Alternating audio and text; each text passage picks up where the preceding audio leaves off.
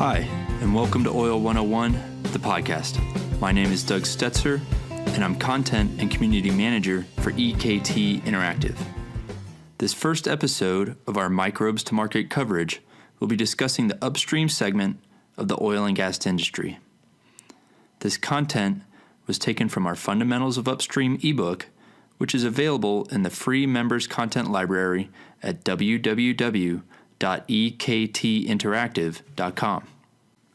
This upstream overview includes segments on exploration and production, or E&P, drilling and unconventional techniques, upstream business characteristics, important players and participants in upstream, and finally, some discussion on an important and often misunderstood segment known as oilfield services.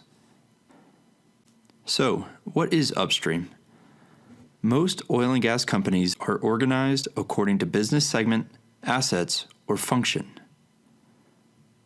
The upstream segment of oil and gas is also known as exploration and production, or E&P, because it encompasses activities related to searching for, recovering, and producing crude oil and natural gas. Upstream is all about wells, where to locate them, how deep and how far to drill them, and how to design, construct, operate, and manage them to deliver the greatest possible return on investment with the lightest, safest, and smallest operational footprint. In fact, the E&P sector should probably be called the EDP sector because you can't find oil if you don't drill wells. Let's start with exploration, which involves the operator obtaining a lease and permission to drill from the owner of onshore or offshore acreage thought to contain oil or gas. Then, the operator must conduct geological and geophysical surveys to select the first well site to explore for and hopefully find economic accumulations of oil or gas. This well is often called a wildcat well. Drilling is physically creating the borehole in the ground that will eventually become a productive oil or gas well. This work is typically done by rig contractors and service companies in the oilfield services business sector. On a well site, there can be as many as 30 to 40 different service contractors providing expertise to the operator. Wells can be relatively simple or unbelievably complex. Wells can be totally vertical for miles or both deep and horizontal. There are also highly complex J and S configurations with numerous branches or laterals emanating from the original or mother hole. These are called deviated wells. Now let's discuss production, where reserves are converted to cash by maximizing the recovery of hydrocarbons from subsurface reservoirs. Essentially, production is efficiently bringing the hydrocarbons to the surface and treating them as needed to make them marketable. So that's the basics of E&P. We will drill deeper into each of these operations in the Complete Oil 1 course at a later date. Now, let's talk about unconventional resources, clearly the hottest topic in oil and gas over the last decade. Unconventional resources are defined as any resource extracted or produced by any method other than the traditional vertical or slightly deviated well. Three main sources of technological breakthroughs that have made unconventional developments profitable include horizontal drilling, hydraulic fracturing, and subsea engineering, especially deep water production. Horizontal drilling is not new, but the technology has matured quickly. Horizontal wells reduce the size of the drill pad footprint and enable production along the length of a reservoir. Today, some horizontal sections can exceed 7 miles. Hydraulic fracturing, or fracking, is the process of injecting water, chemicals, and sand into wells under very high pressures. The resulting fractures in surrounding rock formations allow for microscopic hydrocarbons to be recovered.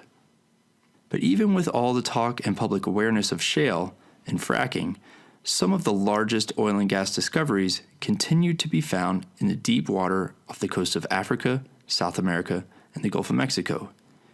Recently, a very large discovery was made in the Mediterranean off of the coast of Egypt. Deep water subsea engineering innovations have made production economic from water depths exceeding 10,000 feet.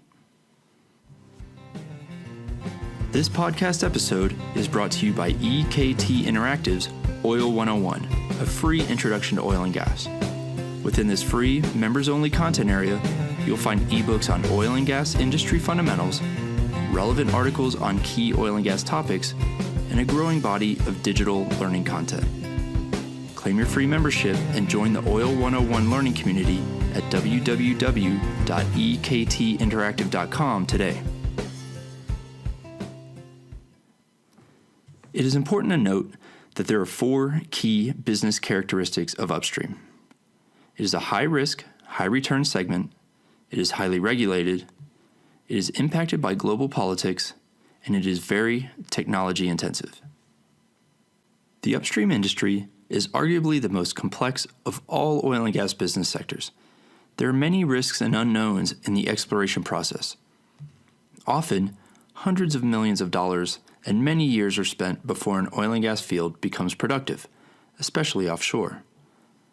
The upstream segment is regulated in terms of production, access to reserves, pricing and taxation, and more stringent environmental regulations.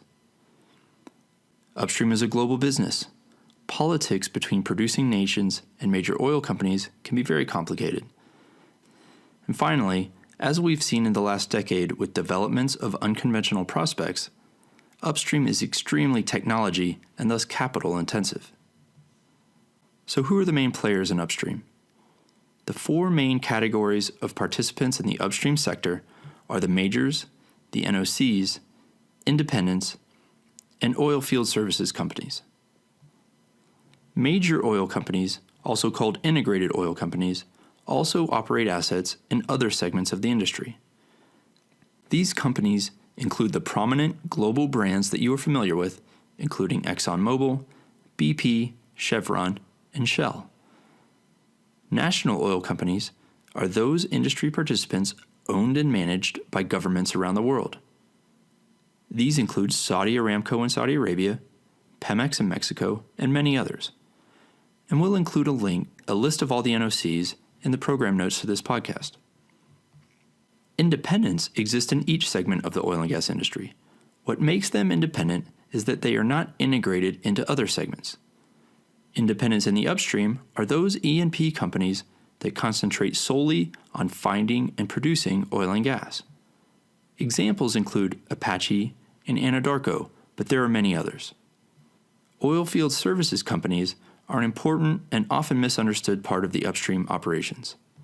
This sector includes those companies that provide the specialized equipment, services, and technical skills needed for exploring, drilling, completing, testing, producing, and maintaining crude oil and natural gas wells. Oil field services and supply companies do not typically produce oil and gas or own the assets that contain hydrocarbon reserves. And as we mentioned earlier, at a typical well site, there could be 30 or more different oil field service companies handling the mechanical, technical, and analytic operations needed to drill and complete the well.